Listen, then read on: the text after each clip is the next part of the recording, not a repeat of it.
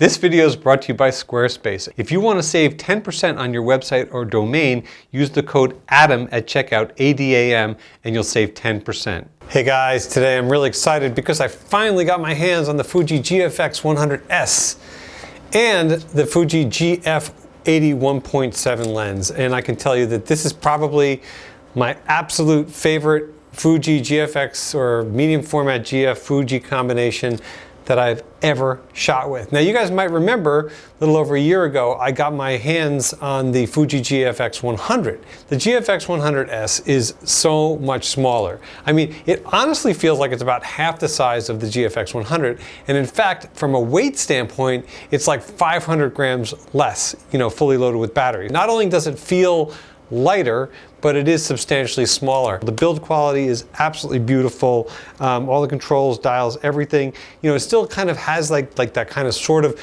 retro vibe, which I love that Fuji has. Unlike the 100 that had the removable viewfinder, this has the viewfinder that's built in. It's still kind of a chunky thing and it kind of sticks out from the camera, so it's not flush like the 50R where the viewfinder's flush, but it's excellent. I mean, I can honestly say that when I'm shooting this thing, looking through the viewfinder, what I see is what I get. It looks fantastic. Camera performs very much like, in fact, I would say probably almost exactly like the GFX 100. So if you want to click on the link that I have here or just go into my playlist, you can watch my review on the GFX 100 because I don't really feel like I need to spend a lot of time on all of what this camera can do because I already did it with that camera. So let's move on.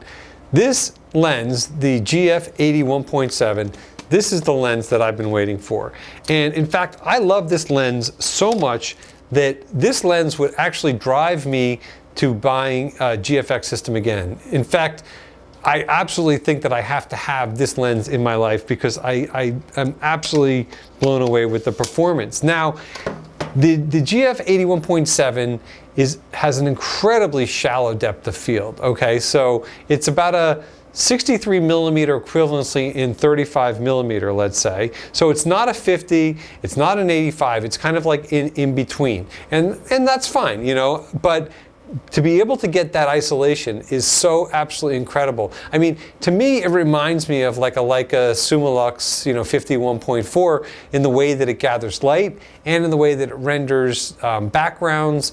So why don't we just jump into Lightroom here, and I'll just share with you guys some examples that I shot with this camera, and I can kind of get a little bit more into the nuances of how I feel about this lens. Okay, so here we go.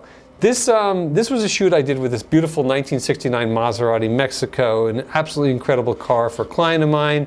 And you can see here that the light was really, really harsh on the top of the car, and there was some fog there, but it really kind of has a beautifully isolated look. There's a lot of density, even though the image is a little bit, let's say, washed out. And here's another image when it was really foggy from that morning.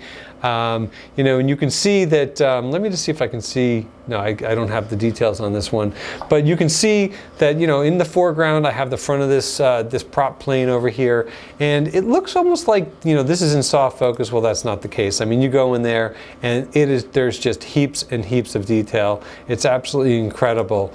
And you can see, if you look in the foreground here, I mean, it is totally blown out. I'm at 1.7, I would imagine, and my focal plane is so shallow that it really kind of makes the image just kind of pop off of the screen.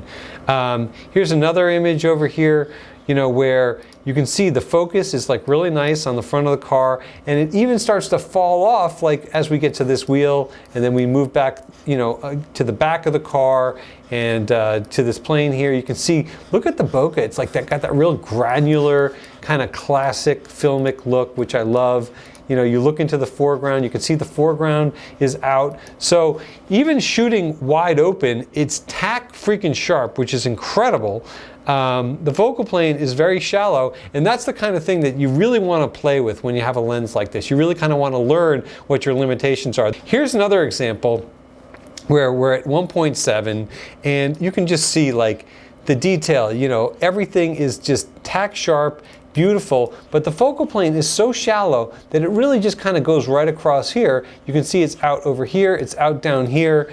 The ground, I mean, this bokeh down here, this granular kind of dense bokeh, it's almost chaotic in a way. I personally love that. Now that might not be something for everybody, but I absolutely love that. Again, low camera angle being achieved because we have the tilt screen here. You can see I was low enough that the foreground is like completely blown out. I like that, you know, having the image in thirds like that, where the car really kind of is jumping out at me and, you know, falling off in focus like that. I really think that it looks aggressive and it looks pretty cool. So here's an example where I have the car isolated, and you can again see that the background just kind of melts away. The car almost looks three-dimensional. I don't know if I was at like, you know, 1.7 or 2 on this lens, and then I shot it a little bit further away. Okay, same lens, and even a little bit further away, the car still looks three-dimensional. I mean, look at the foreground here. You know, we don't really start gathering focus until almost over here. You know, so you can really tell that your focal plane, like, it just literally just kind of goes right across this one area, and then it falls off like back here, falls off over here, and I love that. I love that three-dimensional look, and I love that this camera is able to do it and deliver such incredibly dense files. You know, here's another example where, you know, we've got beautiful focus, incredible detail, and then things fall off very, very quickly. However, there's so much density to the file. I like that all of the details, all the corners of things are still there. Here's another example with that lens where I focused on the steering wheel, okay? And you can see that only a few inches away from the steering wheel, okay, out of the focal plane, the dashboard is out of focus. And even as we travel a little bit further out, it is gone. This image here was shot at 1.7, and it is still tack sharp at 1.7, which is absolutely ridiculous. And you can see the focal plane, you know, totally out of focus, out of focus, out of focus. Focal plane really just goes across on the plane, focal plane on the plane. Here's another example where the taillight is in, you know, you can see all of the writing on the taillight, and then boom, as we start traveling down to the tailpipe and down to this chaotic, beautiful, swirly bokeh down here in the grass, it's out. And then if I change my focal point to the exhaust pipe, you can still see how that focal plane is so shallow. You know, you've got this in focus here, but that's out, that's out. I absolutely love that. Another example here where we've got this beautiful tack sharp focus, incredible density, and then just wild, beautiful, creamy bokeh. Here's my buddy John coming in. I just literally, you know, just turn around, grabbed a quick frame of him, and you know, all the detail of him, easy to read. This was him.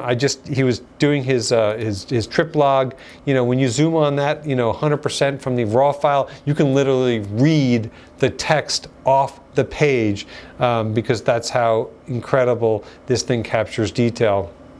Here's another shot where a friend of his was taking off, and you can see the propeller is spinning, and I just shot it from the inside to the outside. And this was a little bit hot here, so I just put like a, you know, a radial filter on there, and yeah, just brought the highlights back a little bit, and it looks really pretty good. This was a shot inside the hangar, and you know, you can see all the nice detail up here. The color is really beautiful. You can see how, like, almost like this beautiful kind of like these little onions back here of bokeh, you know, with the light kind of twinkling through the trees. And then you see this like one little rim of dust because that's where your focal plane is. You know, I focused on the front of the car, and I mean, you're talking about a very, very narrow focal plane and a very dedicated narrow focal plane. As you guys can tell, I absolutely love this camera, and I absolutely love this lens. I would prefer to have a 50 megapixel sensor because I don't really have the need for 100 megapixels. Of course, I would love to own this camera and this lens. I'm kind of holding out for, because I really do want Fuji to come out with a 50 megapixel updated version, like the 50S Mark II. That combined with this lens to me is the golden ticket, and I think that that's probably where I will land. So that's it for now, guys. If you have any questions or comments, please leave them below, and we'll see you soon.